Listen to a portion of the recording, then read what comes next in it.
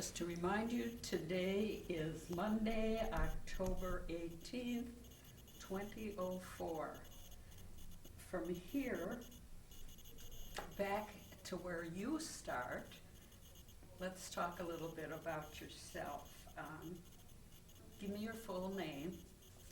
Naomi Chase Arbit. Okay. And when were you born? I was born September 4th, 1927 in Chicago, Illinois. Okay. And I moved to Milwaukee when I was 2 years old. Does your family have, your family name, does it have a special meaning that you know of? Oh, Chase doesn't mean anything. I think that my father changed his name the year that he received his law diploma from Chazanov to Chase. And I think that my son has a diploma, and I think it says Samuel Meyer Chazanov. And he became Samuel Meyer Chase. He came to this country from Russia when he was 7 years old. So he came with his family? Came with his family. I think they came in shifts, and it was to avoid persecution and for the older children, etc., to avoid army service. And when they came to New York, it was a very difficult period of time, and I know that he had to work all of his life through school, to get through school, because he was the only one of many children who finished college. But during that time, he was expected to lend support to his family. And his father was the unpaid sexton of the neighborhood shul. Which was? I haven't any idea. He lived in the Bronx in New York. Oh, this was in New York. Yeah, in New York. And his family remained in New York, although he brought brothers and sisters to the Midwest. And they chose to go back to New York with the exception of one brother who stayed in Milwaukee. The rest of them preferred New York. They thought this was the country. And he was the oldest of this? No, he was not the oldest. I think he had perhaps one or two older brothers. So the original support of the family did not fall on him? Much of it did. And his World War I service was fortunate enough that he didn't see active duty. He was in the paymaster's office, as I was told. Oh, that was lucky. And I think that another brother had to go into the service, which was very upsetting because they had left Russia, so that wouldn't have happened. But, they survived. He had two sisters. Okay. When you say they survived, what was it that made him decide to leave? What was the... To leave what, Russia, or to leave or for him to leave New York? Well, first Russia and then... Well, Russia was to avoid military service and the terrible life that they had in Russia at that time. Were they experiencing persecution? Oh, yeah, persecution, and fathers were maiming children, cutting off toes, cutting off fingers, doing all kinds of things so that their kids would not be taken into the service. When they left, how did they get the money? I have no idea. I really don't know. I know they came in shifts, but I have no idea what the finances were at that time. I don't know. I know that the boat was not good, and I know that he was practicing English, and what do you mean? Did not have any accent. He had no Russian accent of anything. The only accent he had was a couple of New York-style words. But other than that, he was free of all accent, as was my grandmother. I don't understand why. And I didn't see a great deal of my New York grandparents. We had very little contact. Why? He just supported them. He was too busy with his career and his life to make a lot of trips to New York. And they were old and only traveled to Wisconsin once that I can remember. And I remember visiting them in New York only twice in my lifetime. So I really had very little contact with them. What kind of people did they seem like? to you? I was too young to know Ruth. I really Oh, you cannot speak just about really- those grandparents. I can speak about my Chicago grandparents Mhm. because we visited with them frequently for Mhm. Friday night dinners. We would drive into Chicago to have Friday night dinner, and we would sleep in the car on the way home because we would do it in just to go in for dinner and to come Sure. back because my mother was in Chicago and all of her family were in Chicago. So Mm. that became my father's family, really was the Chicago, his wife's family rather than his family. Yeah. And yet he supported his family all of his married life. And when did they come?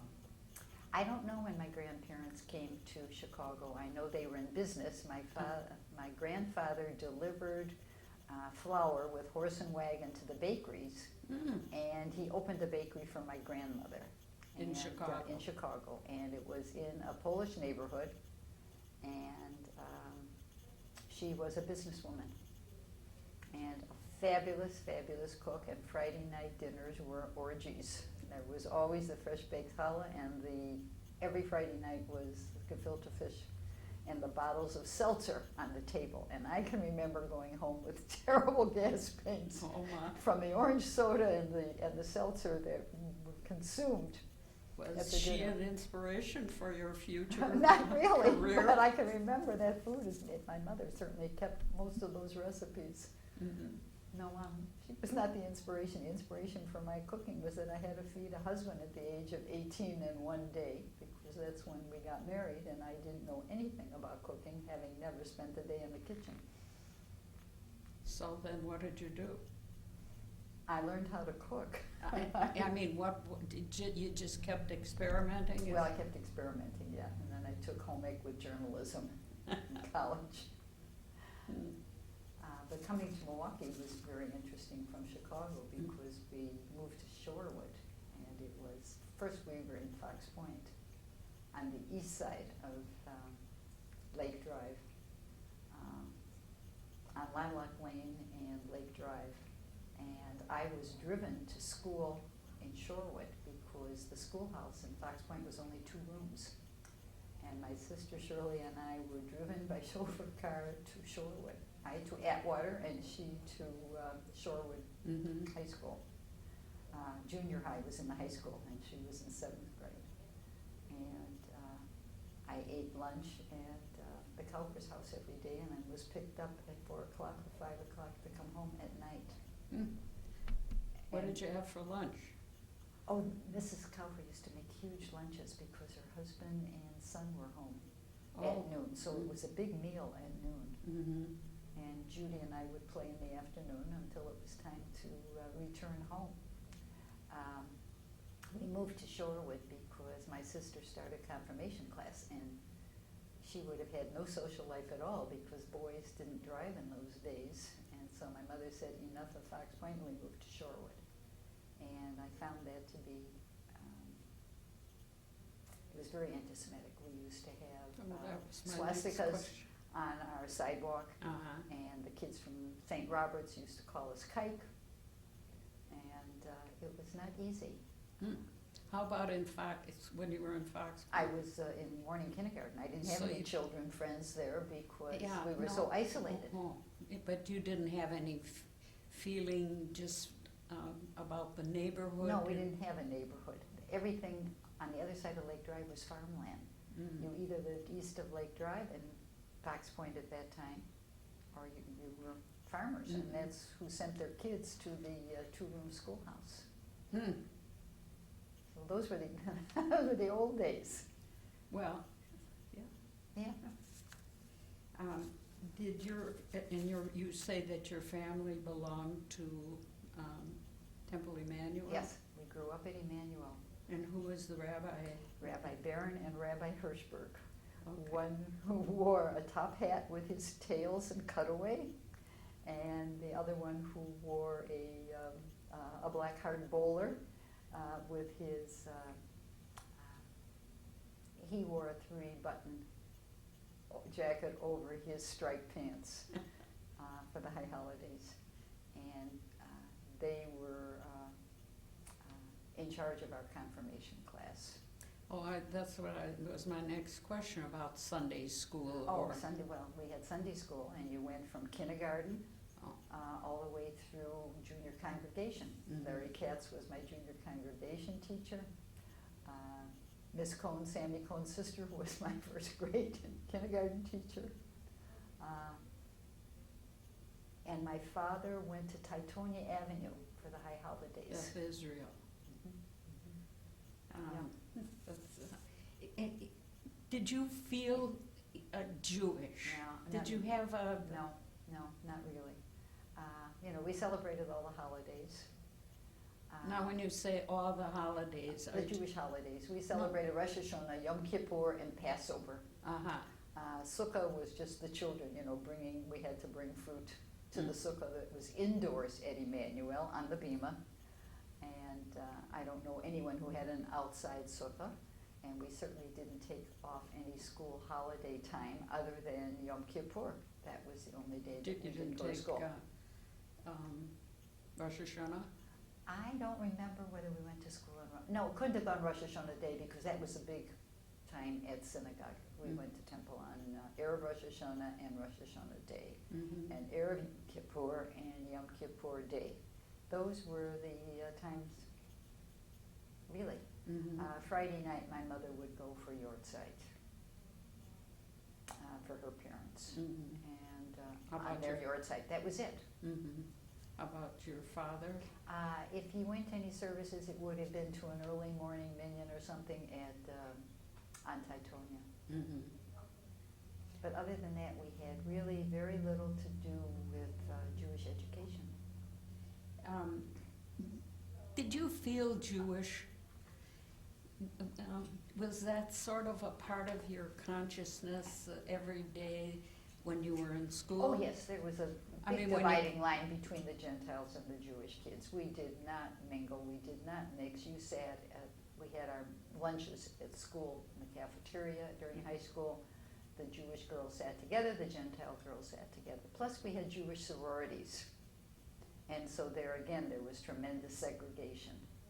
And Were all the girls, the Jewish girls in the sorority, or was it a? no, it was not a choosy nice group? thing. It was a chosen thing. Mm-hmm. And I think that anyone who didn't get into a sorority, they would form their own club, not to be left out completely. Truly, it was not nice, but that's the way it was, and you went along with it. But Which one did you belong to? I belonged to KTL. KTL. Was there an STP or There was an something? STP and there was an SIS. Mm-hmm. Yeah. So which was the first one? I don't know what was first. I pledged KTL and I was happy to be in KTL, and I Uh-huh. loved the girls that were in KTL. We were a very close group, and it was fun. It was nice. It gave was you a sense of security. Let's put it that way. Yeah. Well, you say it was fun. What were you doing? How regularly did you meet? Oh, Where? we met at each other's homes, and we had a senior advisor. So when we had a dance, and we had many dances during the year where the girls invited the boys to the dance, and of course there were fraternities, so the boys invited the girls to their dances. So you knew that you had maybe 4 or 5 social events a year that you were going to go to. And a When you say couple- social, is that boys and girls? Oh yeah, it was a dating thing. Yeah. It isn't like today where you went out with groups of people. You went to basketball and football games with a boy. You were invited. It was a dating society, and I don't see that with my grandchildren, where they went to proms in groups. It didn't happen at Shorewood High School. It didn't happen at Riverside. It didn't happen at Washington. They dated. We dated, and the parties were nice. And we had a senior advisor, and Louise Abrams was KTL's senior advisor with Norman. And they would sit in my living room. We had a couple of dances at my house because we had a ballroom in our house. And so we had a couple of small dances there. But otherwise, we had dances at Hubbard Lodge or at a hotel. Not at the Jewish Community Center. No, we did not. In fact, I was a counselor at the Jewish Community Center. We had a day camp there, and I When you say we, the community or the?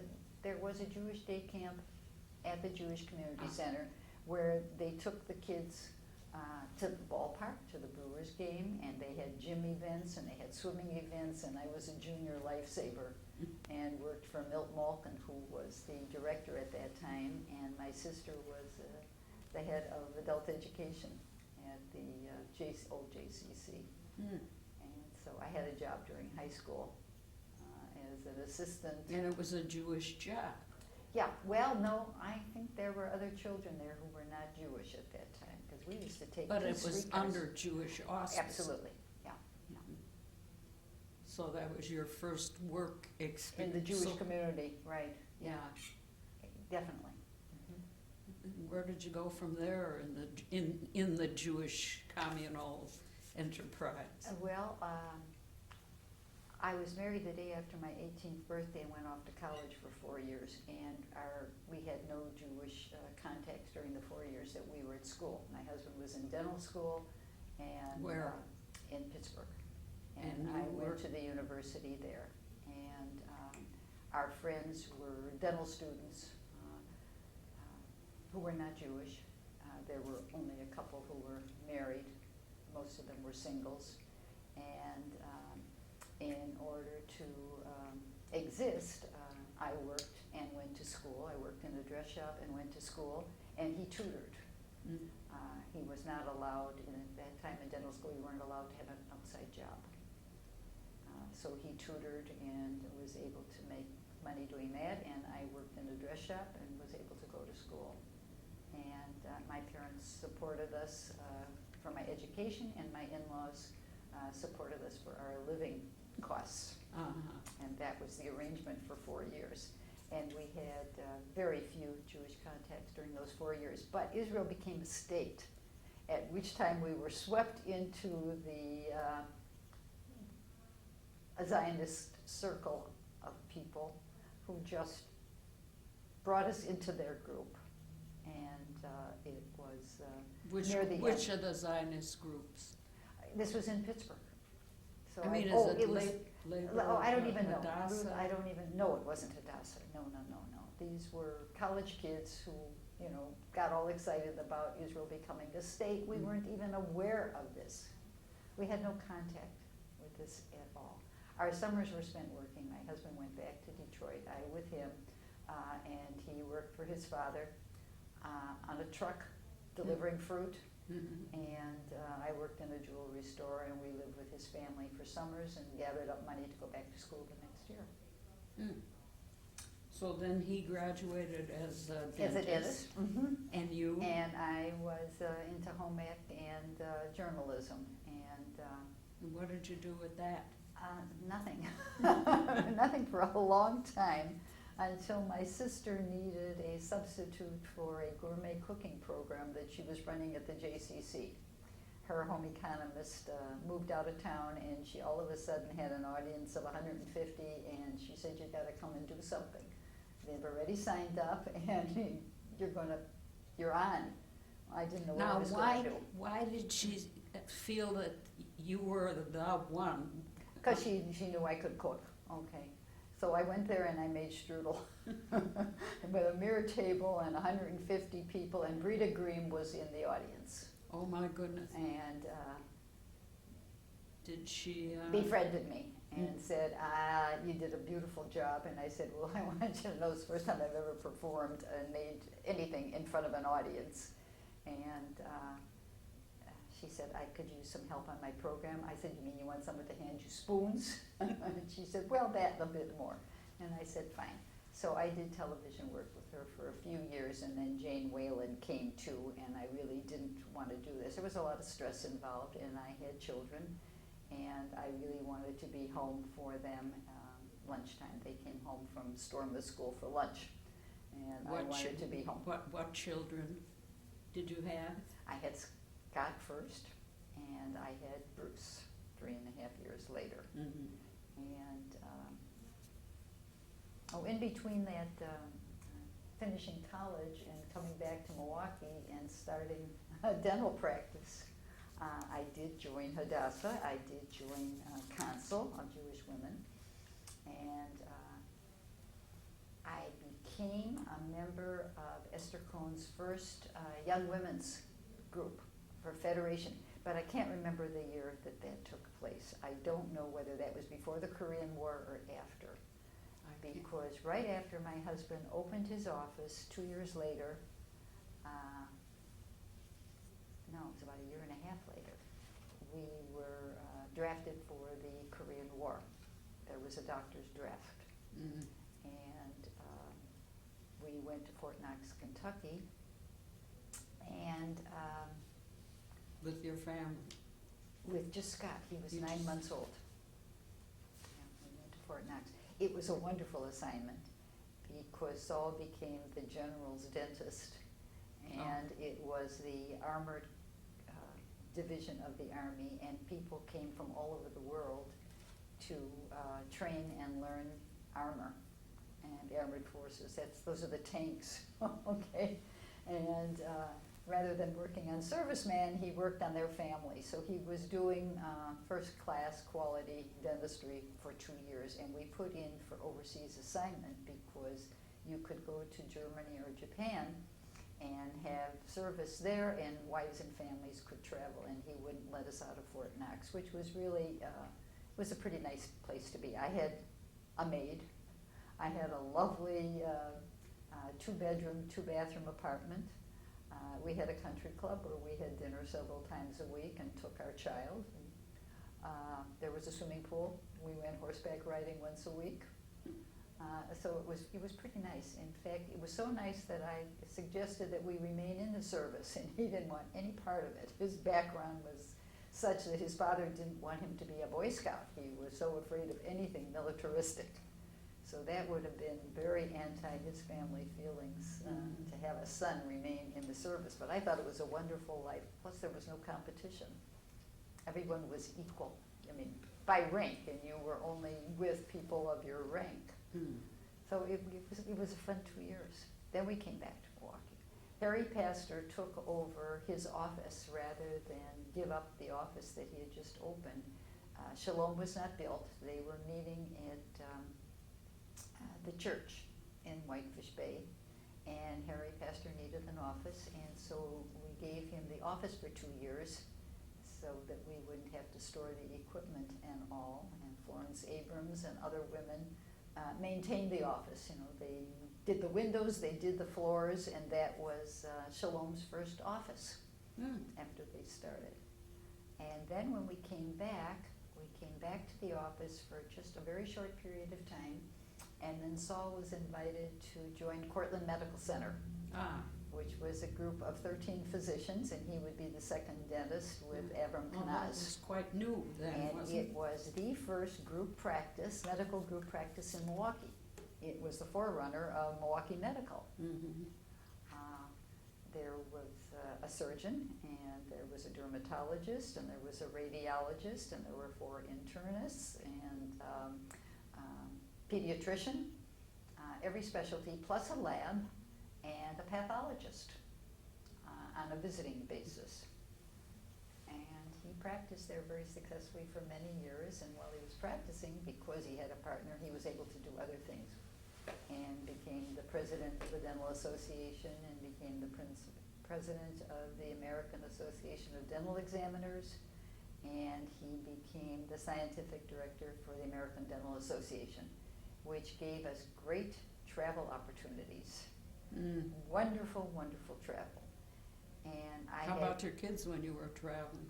we had very good help. My mother was not a babysitter, but my baby nurses were very happy to come back and take care of the kids. And we were never gone for more than 10 days. That was tops. Most of the trips were a week. 10 days was only when we went to Japan 3 times. He lectured there in order to have technicians from Japan do his lab work. They came into Cortland to do the dental lab work, and the agreement was that they would work here if he would lecture there on his specialty. For a certain amount of time, or just? They came on a rotation basis. Mm. And that was fabulously interesting because they would come two at a time. We got them an apartment, and they had a double sink, and why do you need two sinks? Is one for scrubbing the floor. And when I took them to the grocery store to show them the meat department and pointed out that they should be buying tenderloin or they should be buying strip sirloin, the one they wanted was the round steak because it was the biggest steak with the smallest bone. And steak and beef was such a priority in Japan, so they just thought it was marvelous. And they all bought cars here and then put them up on blocks so there'd be no mileage when they took them back to Japan, where they would then sell them and make a fortune. So they came on a rotation basis. So after the first two were here, then one would remain to teach the others when they came. Oh, but they came two at a time. Yeah. You know. Yeah. And it worked out very well because they had the best ceramicists and working for them. But as a result, he had to go to Japan, and I went with him twice, and he made, I think, at least 3 trips there to lecture, which is fine. Did I you didn't make want some to friends? do anything. I didn't want to do anything with my career at that time. I wanted to be known only as his wife and to be available for everything that he did. Well, especially if you wanted to go with him. Yeah. Well, I was able to teach. I did. I ran the series at the JCC for I don't know how many years, gourmet cooking, and it was the only one in the state of Wisconsin, the only adult class in gourmet cooking. And we would have as many as 300 ladies come to a program, and they got printed recipes to take home. And then I went to work for MATC, teaching gourmet cooking there evenings, adult schools. I taught at Shorewood, Whitefish Bay, Nicolay, Homestead, Cedarburg high schools at night. And that was fine because I was home for my kids, and this was 2.5 hours at night. The only thing that took a lot of time was the marketing, because I never went to one store. What I needed had to come from a lot of stores, and using taxpayers' money, I was always looking for bargains, which some of the other teachers didn't do. They had a charge account at Kohl's, and they bought everything at Kohl's. But if I needed special cheeses, I would go to the South Side or to another place, to get Greek cheese, whatever. It was a nice time. And through our activity at the yacht club, my husband was a sailor. You had a boat, or? Yeah, we had a large yacht, and we raced it. And I met a wonderful lady, and I was hired to do a cooking program at Gimbel's. And Esther Sapiro was working with me at the JCC as my assistant, handing me the spoons, etc. And she had an asthma or some kind of an attack, and she couldn't come in here. This was going to be a 3-day cooking show at Gimbel's in their dining room upstairs. And they were going to serve the dishes that I was preparing, and one of them was blintzes and crepes, showing the how every nationality has their own version, crepes, blinnies, etc. And that was on the menu, plus a couple of desserts.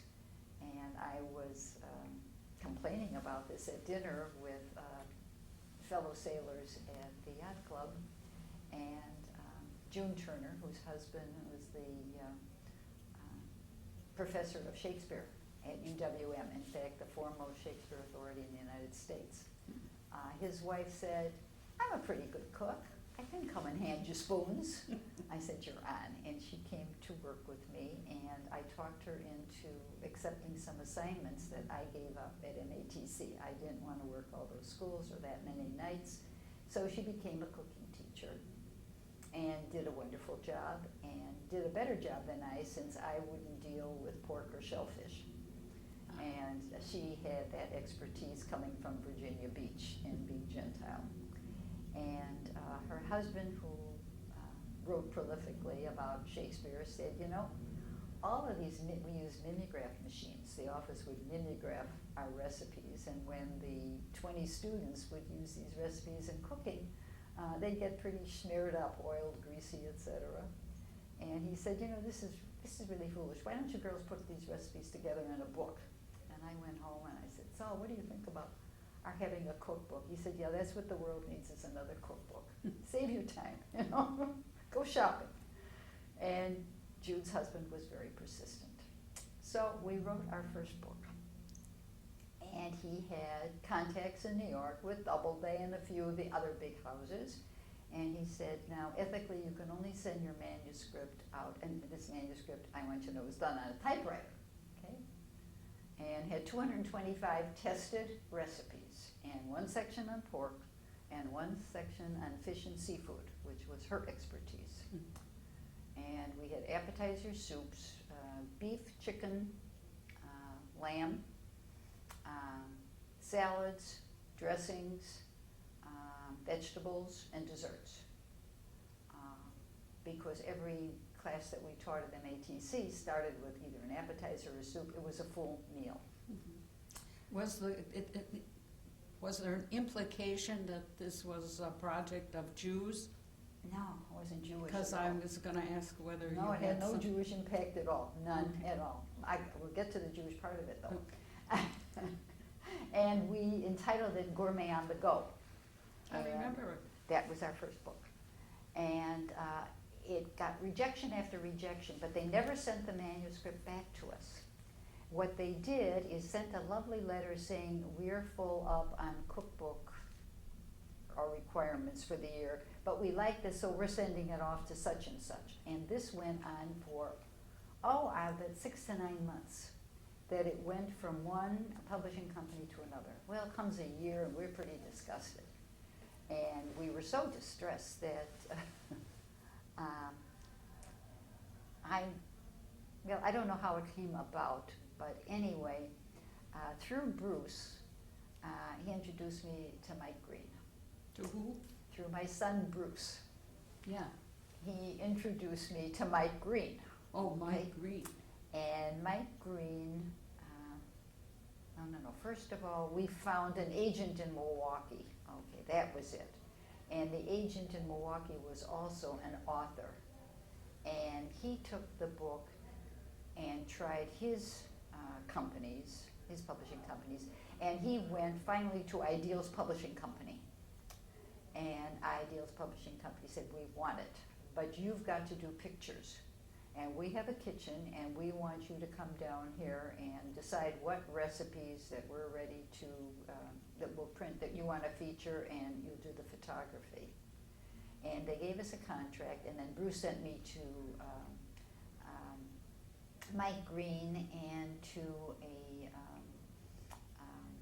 copyright attorney.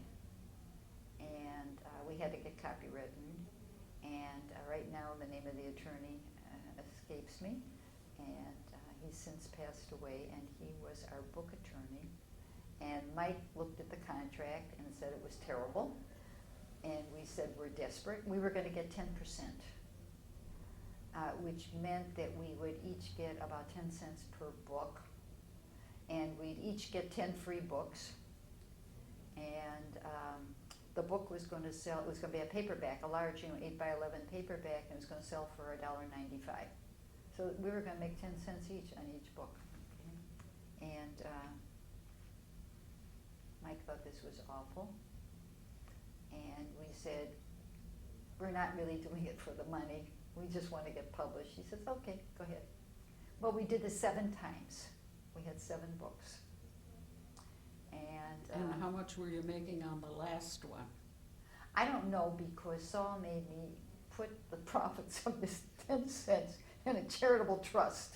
I didn't get, because he didn't want to report this as income. So I didn't get to spend any of this money, and I don't know what June did with her money, but you know. The first book sold 100,000 copies, which was a record for a paperback book of this kind. 100,000 was made history in that marketplace, whatever the marketplace was. We even sent samples of sweets to, I don't know who it was, it wasn't Johnny Carson, but one of those talk show hosts, thinking because they plug books, that if we sent them some sweets, they might plug our book, and that we'd be asked to go to New York, you know, to appear on the program. Well, we later found that, they don't even let them see the sweets, they're afraid of poison or something. I never got to see them, and we went, to great efforts, to make these beautiful little sweets and package them off and send them to New York. That was a real joke and a laugh at the yacht club, what the girls did to get recognized, etc. We had book signings in Milwaukee, which was very nice, and for each book, we appeared on television with one of the news reporters. And when Saul and I were at a meeting in Texas, Gourmet on the Go came out, and it made the front page of the food section with colored pictures, etc. And I knew nothing about it because I was in Texas, and Coleman Gertler flew in he was going to attend the meeting. He flew in and made the announcement. I'm like, 3,000 people, we have a celebrity with us today. She's a published author. And I found out about this at that time, which was pretty exciting. And I guess that it brings us up to the books. Oh, without our knowing, Ideals sold out to the largest Bible publishing company in the United States, and they moved out of Milwaukee.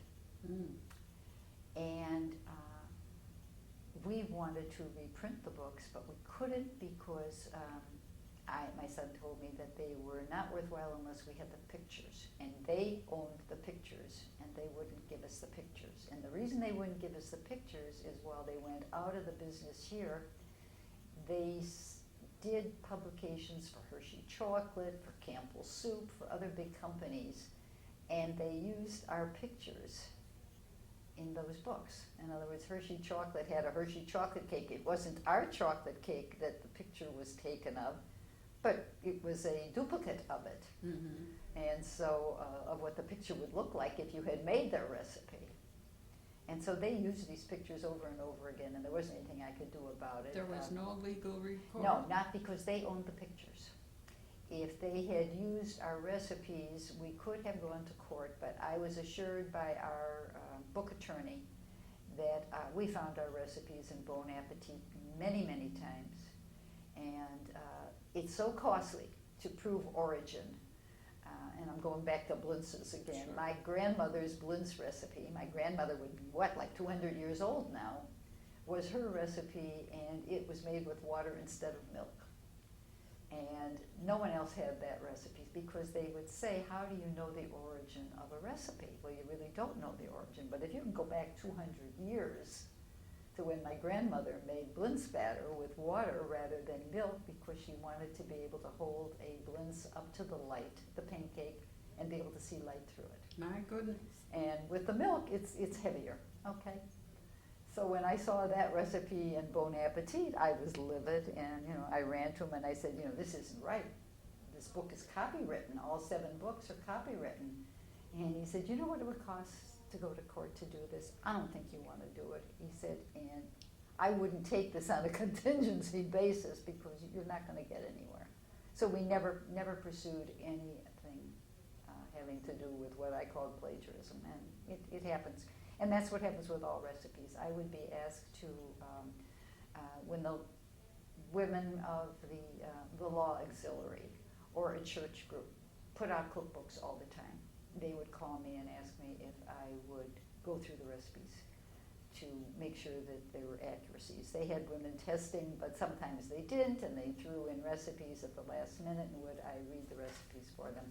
And I did this because these were all charity groups, and I did this, maybe 50, 60 cookbooks worth. And I found my recipes all the time because these women took the cooking classes, or they took it out, and they were asked, send in your favorite recipe. So what was their favorite recipe? The fact that it came out of Gourmet on the Go or the Gourmet Touch or Gourmet Appetizers, it was their favorite recipe. So they weren't doing anything wrong. Mm-hmm. So that's how recipes get handed down. Sure, Yeah. sure. And it's interesting, and that's the way it is. And then I became after I stopped teaching, I was glad to stop teaching. It got to be a chore.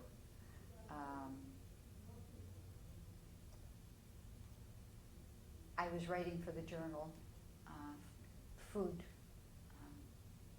columns. Oh, I know, before that, I was food editor of the community newspapers, and I had to do a full page every week of recipes. And I did that for about 18 years, 15 or 18 years. That was a lot of work, and did articles for the journal sporadically. They would usually call and say, will you do a story for us for Rosh Hashanah, or will you do a Passover story? And they did it beautifully. They would send the photographer to the house to take pictures. And then the problem arose about the Jewish community went kosher. And that's when I stopped the gourmet cooking classes at the JCC.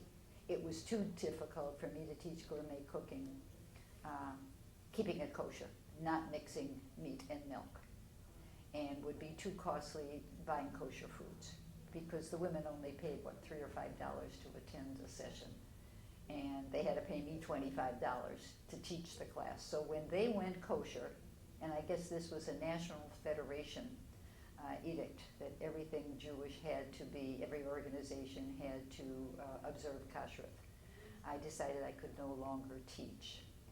And my first blast with the journal was doing Rosh Hashanah with lamb, and not knowing that the leg of lamb was not allowed. Okay? And I had butterflied leg of lamb as the entree on a gorgeous silver platter, garnished. It was a magnificent picture.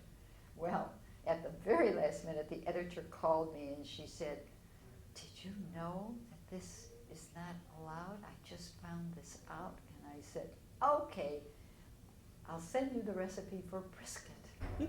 And that gorgeous picture is brisket. Okay, so we changed it last minute. So that became another problem. Mm-hmm.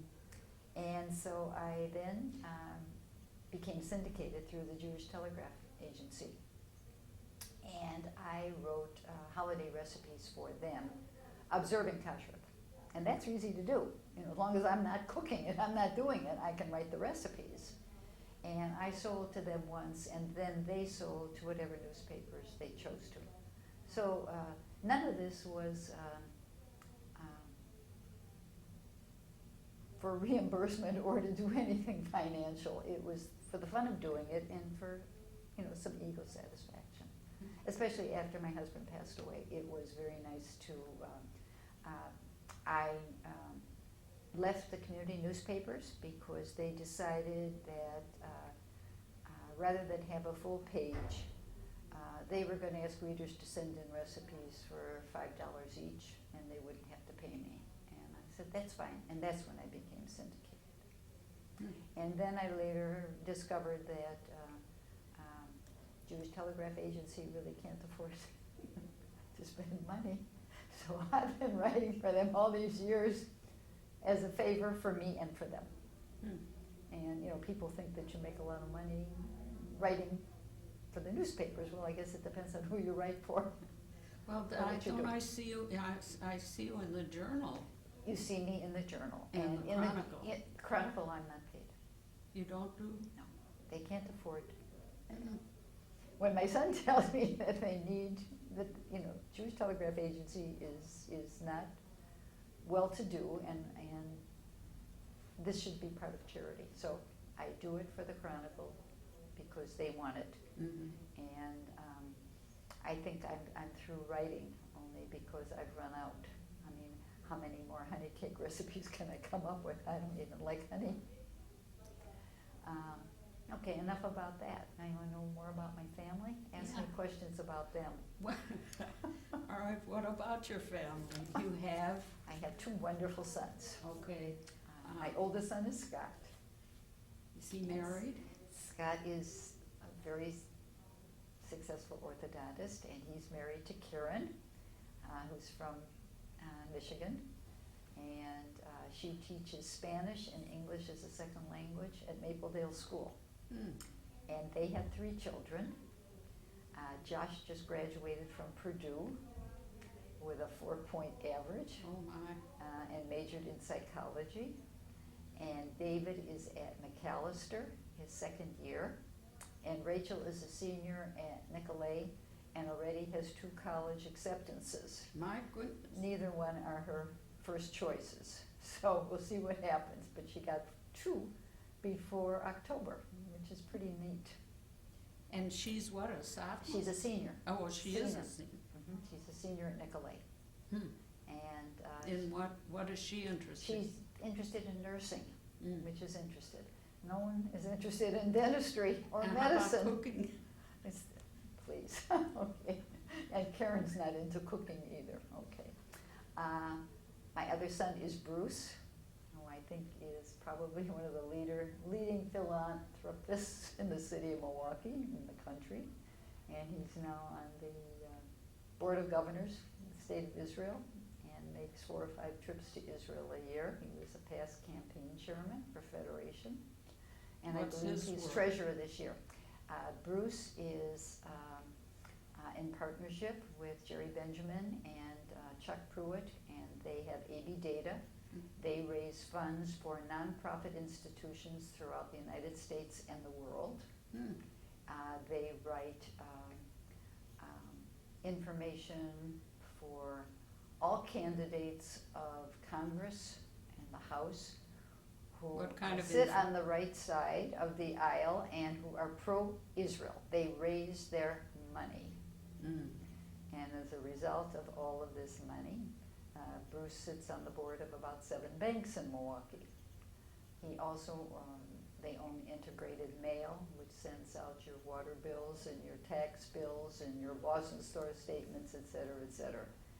This is a big company. It's Integrated Mail. They do the mailing, and they have a post office stationed right at their plant to do all the mailings. They used to do all of the mailings of the catalogs that were produced in Milwaukee, but that got to be so big that the company decided to set up their own mailing department, and Bruce would not send out Penthouse magazine. And so that severed their relationship with that big company. And he's married to Tanya, who works with the Jewish Russian community and takes them through the immigration process.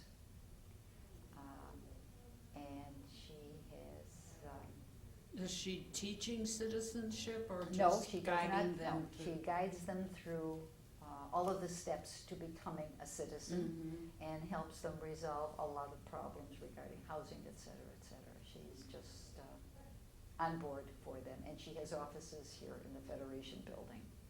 And she also has a grant from HIAS, which is a national organization dealing with immigration. So she does it through Jewish Family Service and HIAS. And Bruce has 3 children.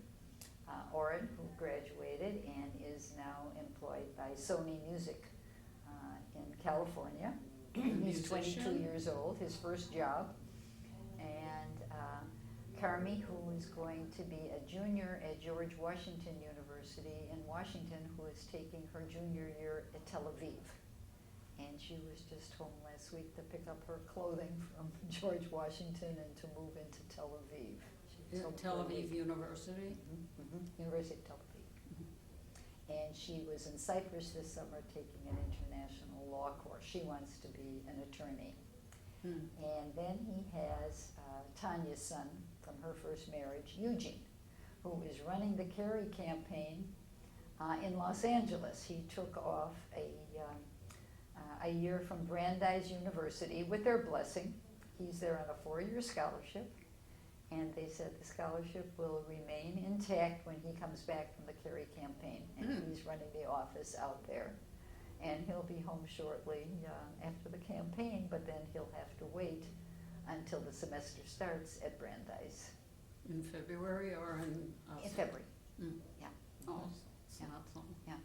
And he's been working his part-time in law offices as interning, Mhm. and he wants to be a lawyer. And so that takes care of the 6 grandchildren. So nobody's gone into the cooking business. Tanya's a fabulous cook, unbelievably good. I wouldn't even begin to compete with her, and we're together for dinner every Friday night. This is a family tradition that my husband started. And he thought it was more important for the family to gather on Friday night than it was to go to synagogue. And after the boys married and brought their brides back to Milwaukee, it was tradition, unless they had something more important to do. They came on Friday night with their children. And Saturday and Sunday they were welcome to come out on the boat and go sailing if they wanted to, but you know, that was whatever they wanted to. And Friday night was not mandatory. I mean, if there was something that they needed to do, or if the kids had a ball game they wanted to go to, you know, they were excused. But it was a family gathering on Friday night, which was very nice. And I had all the holiday dinners, so I really had my share of cooking. So And you acknowledge the Jewish calendar. And Bruce, when he married Tanya, she said, I'd like to have the Friday night dinners. Oh. And so she does most of them. I get in occasionally. I'm able to take one occasionally. But I can't even compete with her. I really can't. She does beautiful, beautiful cooking, and we love going there. And she does holiday cooking also. After Rosh Hashanah, she has a huge dinner. And because we all go to different synagogues, we have trouble being together ere of a holiday. So we're together for dinner the following day, which is a little unusual because my mother always made Rosh Hashanah dinner with traditional foods, which I continued and still was able to make synagogue. But with their children, they're just not able to handle it. So we're all in our respective homes on holidays, which is, you know, for me, sad. But that's the way it is. Yeah. Well, you know, nevertheless, you're acknowledging it, and you raise them to acknowledge it, whether you do it together or separately. You know, with the passage of time, they'll be doing it alone anyway. Right, right. So, We became Zionists as a result of my husband's affiliation with Cortland, because our best friends were the Knazes, the Tuckmans, and the Ornsteins, who were labor Zionists in Golda Meir's time with their family, and they embraced us and led us into Zionism. And we became very active members of the labor Zionist movement through Namat and other organizations that were favorable. I guess we've run out of time. I think we've just about run out of time. Is there a last? I knew I was going to Have you got a last? That's good. Have you got a last word? I think this is a marvelous endeavor. I think it is fantastic. I really do. I have a question for you, Naomi. I talked about, I hope it's off. No, it's rolling and it's fine.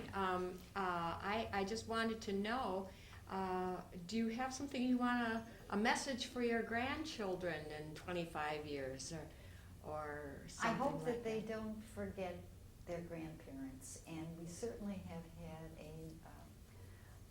a closer role with them than my parents had with their parents. I had very little knowledge of my father's parents, and a very short period of time before my grandparents on my mother's side passed away. I think I was like 7 years old when they passed away. And our kids have had a lot of their grandfather, some of them. And I think that my sons find that their father was a role model. And whether they ever become cooks or not, I could care less. But I think that they'll carry on with a love for Israel and the Jewish community. Good. I think that that's just part of them. Excellent. At this point. Thanks. Well, you can't say what they are, but their love of Judaism and the Jewish community is the big thing you've left them with. Yeah, they certainly did more than I did. Thank you both very much. Thank you. For doing this. Thank you. Good. Okay, she's